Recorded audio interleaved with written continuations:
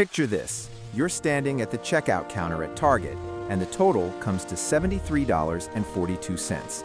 The cashier asks if you want to open a Target credit card today and save 5%. You say no because you've been told credit cards are dangerous. You pull out your debit card instead. You pay, you leave. And what you don't realize is that you just voluntarily threw away money. Not just the 5% savings. Let's talk I'm about talking about people rewards leaving you money could earn, on the table. purchase protection you just gave up, fraud protection that would have actually protected you instead of draining your checking account while the bank investigates, and extended warranties you'll never see. All because someone once told you that credit cards are bad and you believed them without understanding the actual math. Here's what really happened in that transaction.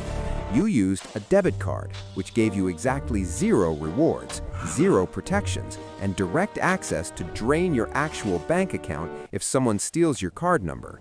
Meanwhile, the person behind you used a credit card, earned 2% cash back, paid their bill in full at the end of the month, and essentially got paid $1.47 to buy the same stuff you just bought. My name is Mamoon, and I spend way too much time thinking about how people are leaving thousands of dollars on the table every single year because they fundamentally misunderstand how credit card rewards work.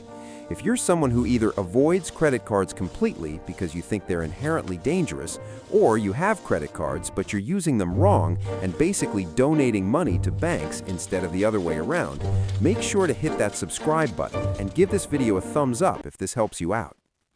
Here's the thing. When most people think about credit cards, they think about debt.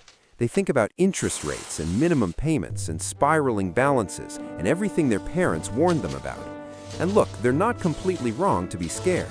According to the Federal Reserve, the average American household carrying credit card debt has a balance of around $16,000, and they're paying an average interest rate of over 20%. That's real. That's terrifying. That's absolutely something you should avoid. But here's what most people don't realize. There are 2 completely different ways to use a credit card, and conflating them is one of the most expensive financial mistakes you can make. The first way is using a credit card as a loan. This is what happens when you buy something you can't afford, carry a balance month to month, and pay interest. This is absolutely terrible. This is financial quicksand. If you're doing this, you need to stop immediately.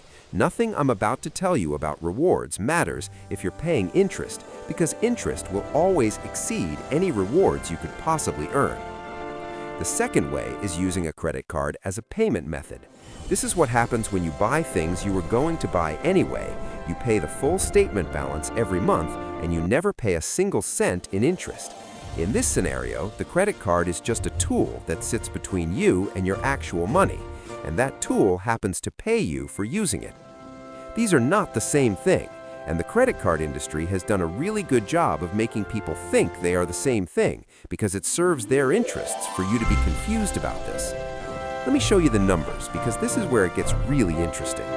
Let's say you spend $3,000 per month on regular expenses, rent or mortgage, groceries, gas, utilities, phone bill, insurance, subscriptions, going out to eat, whatever.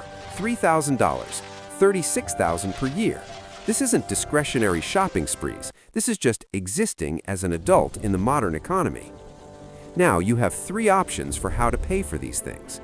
Option 1 is cash. You get 0 rewards, 0 protections, and you have to physically go to an ATM and carry around bills that can be lost or stolen.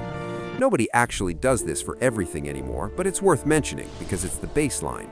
You spend $36,000, you get nothing back in rewards, end of story. Option 2 is a debit card. This is what most financially cautious people use because they think it's safer than credit cards. You spend $36,000, you still get nothing back in rewards. But unlike cash, if someone steals your debit card number, they have direct access to drain your checking account. Yes, you'll eventually get that money back if you report it, but in the meantime, your rent check might bounce, your auto pay bills might fail, and you get to spend hours on the phone with your bank while they investigate. This is somehow the option people think is responsible. Option 3 is a credit card with 2% cash back, which is extremely easy to get with even a halfway decent credit score. You spend the same $36,000 on things you were going to buy anyway. You pay the full statement balance every month, so you pay zero interest, and at the end of the year, you have $720 just sitting there, money that didn't exist with the other two options. $720 per year, every year, for doing literally nothing different except changing which piece of plastic you hand to the cashier. Now you might be thinking, okay, Mamoon, $700 sounds nice, but it's not life-changing money. And you're right, by itself, it's not going to make you rich. But here's where this gets interesting. That $720 is just the beginning. That's the floor, not the ceiling. Look, the credit card industry has created this incredibly complex ecosystem of rewards specifically designed to confuse you. There are points and miles and cashback and tiers and categories and bonuses and all of this noise that makes people's eyes glaze over. And that's intentional because complexity benefits the people who understand the system. But underneath all that complexity, there's actually a pretty simple structure if you know what you're looking at. Every credit card offers some base rate of rewards on all purchases. This might be 1% cash back or 1 point per dollar or whatever. This is your floor. You get this on everything automatically. Then most cards offer elevated rewards in specific categories. Maybe it's 3% on dining or 5% on rotating categories or 4 points per dollar on travel. These category bonuses are where the real money is, but they require you to actually think about which card you're using for which purchase. Then there are sign-up bonuses. This is where credit cards get really generous because they want your business.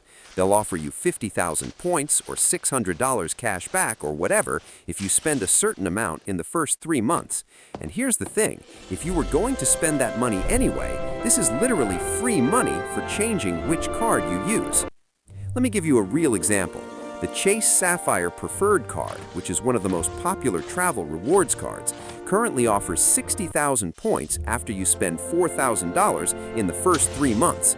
Those points are worth at least $600 if you just cash them out, but they're worth significantly more if you use them for travel. And $4,000 over 3 months is only about $1,333 per month, which is less than half of our $3,000 monthly spending example from earlier. So, in your first year with that card, you're getting the sign-up bonus worth at least $600 plus 2 points per dollar on all your regular spending, which on $36,000 is 72,000 points, worth at least $720. That's $1,320 in year 1 for spending money you were going to spend anyway. And this is just one card. This is not even getting into the strategy of having multiple cards for different categories, or the value of transferable points, or any of the advanced stuff. This is literally the most basic example of using credit cards intentionally instead of randomly. Here's what most people don't realize. The reason credit cards feel dangerous isn't because they are inherently dangerous. It's because they remove the psychological pain of spending money. When you pay with cash, you physically hand over bills and you feel the loss. Your brain registers that as pain. When you swipe a debit card, there's slightly less pain because it's not physical, but you know that money is immediately leaving your checking account. When you swipe a credit card, there's almost no psychological pain at all because you're not parting with money in that moment. You're just promising to pay later. This is why people overspend with credit cards. It's not that credit cards make you stupid, it's that they remove the natural friction that prevents spending. And if you're not consciously aware of this psychological effect, you will spend more than you intended. This is well documented. Studies show that people spend 12 to 18% more when using credit cards compared to cash, purely because of this psychological difference. So here's the shift you need to make. You need to treat your credit card like a debit card in your mind. Every time you swipe that credit card, you need to mentally deduct that money from your checking account immediately. Not when the bill comes, not at the end of the month, right now, in the moment of purchase. Some people do this literally by tracking every purchase in a spreadsheet or app. Some people do this by checking their credit card balance daily instead of waiting for the statement. Some people set up automated transfers to move money from checking to savings in the amount of their credit card purchases, so the money is already set aside when the bill comes. The specific method doesn't matter. What matters is developing the psychological discipline to treat credit card spending as real spending that affects your real money right now, not as some abstract future problem. Because here's the brutal truth. If you can't do this, if you can't maintain this discipline, then you should not be using credit cards for rewards. Full stop. The math only works if you're not paying interest. The moment you carry a balance and pay even 1 cent of interest, you've lost. You're better off with a debit card earning nothing than with a credit card earning rewards while paying 20% interest. This is the thing that frustrates me about how credit cards are marketed. The banks want you to focus on the rewards and ignore the behavior change required to actually benefit from those rewards. They're counting on some percentage of people to fail at the discipline part, because those people will subsidize everyone else. This is important to understand because it affects your mindset. You're not gaming the system. You're not getting away with something. You're just being on the right side of a business model that requires some people to win and some people to lose. The credit card companies want you to be a winner, because if everyone was